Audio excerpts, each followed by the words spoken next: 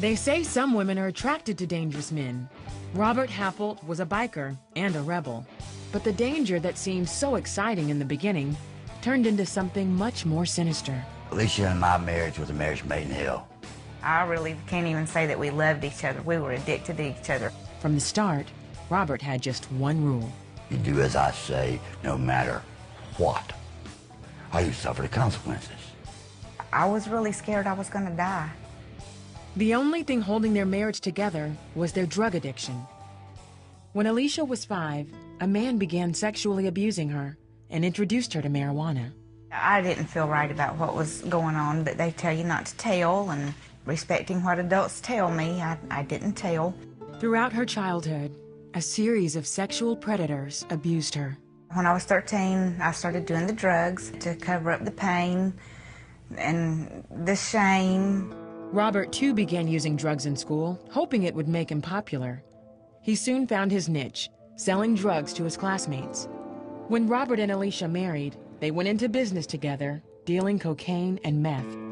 Their vices fueled the fights at home. When I drank, I was a mean drunk. I turned violent right off the bat. Anything could set me off. Not doing something I said. I started shooting holes in the house, and I was real heavy-handed. I'm ashamed of this. I blackened their eyes. I was a bad person, but it was normal.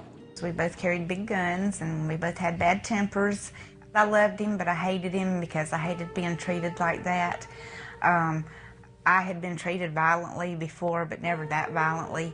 And it made me hate him, and I would try to leave, and he would always find me and drag me back, or even if he didn't find me, I always wanted to come back because I felt like that I loved him. Years of living in terror eventually wore her down. It's a lot of depression and stress, anxiety. I can remember at times, feeling like I was going to have a heart attack. I knew that it was an anxiety attack. The more I tried to fill that void with drugs and alcohol, whatever we were doing, the bigger that void got, the bigger black hole it got. Alicia found an unlikely refuge from the violence. Authorities raided their home and arrested them on drug charges. They both ended up in prison. After I'd been in the jail for about 3 weeks, I woke up one morning and I had a moment of clarity, I guess, finally, a little brain working a little bit, not all drugged out. And I just raised my hands that morning. I said, okay, Lord, I said, you know what? I said, this is no life. I said, I give it up. I give it all over to you. I'm done. Do with me as you please.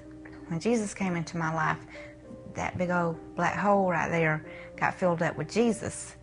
And it's overflowing now. Robert wanted nothing to do with God. But one prison minister wouldn't give up on him.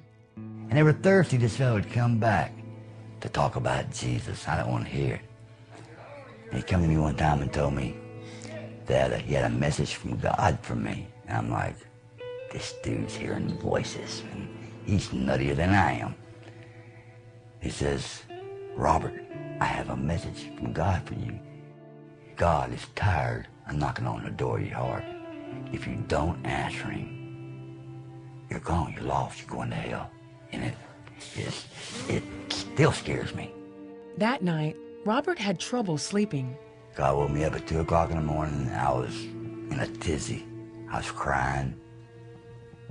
Opened the Bible up. It fell to 2 Corinthians 5:17. Any man be in Christ, he's a new creation. The old is gone. And my question was, what do you want with me? Now, I didn't believe there was a God, but I'm asking, God, what do you want with me? I'm nothing. Look what I've done. Look at the lives I've destroyed and the trouble I've caused. What I've put my wife through, and my family through, other people's family. And I accepted the Lord right there in that jail. I got saved. The next morning, the world was different. Well, the world wasn't different, but I was different. The hate was gone. Jesus freed them both from drug addiction. After they were released from prison, God healed and restored their marriage. I have totally forgiven Robert for everything that has gone on. I've forgiven my abusers for everything. He's never hit me again since we've been out of prison. He hasn't raised his hand to me. And the only way I can just tell you why I don't beat my wife no more is that the person she married then no longer exists. She went through a lot to cause of me. She deserved better, but she hung around. And God is the one who turned it around. I know that he's not that man anymore. He really has set me up on a pedestal. He really does treat me like a little queen. She's the most precious thing in my life. I don't know what life would be without her. Today, Alicia and Robert are members of Heaven's Saints. They ride across the country to share the healing and deliverance they found in Jesus. God's cool. I get to ride my motorcycle. I get to go out and minister to hurting people. If you got Jesus and you're really dependent on him and you're learning the word and learning how to apply it to your life, you can overcome any kind of temptation. Through Jesus Christ, anything can be changed. But now I use all that bad stuff to minister to the world. And my story, if it can touch one person and show them that there is hope, that's what Christ is hope.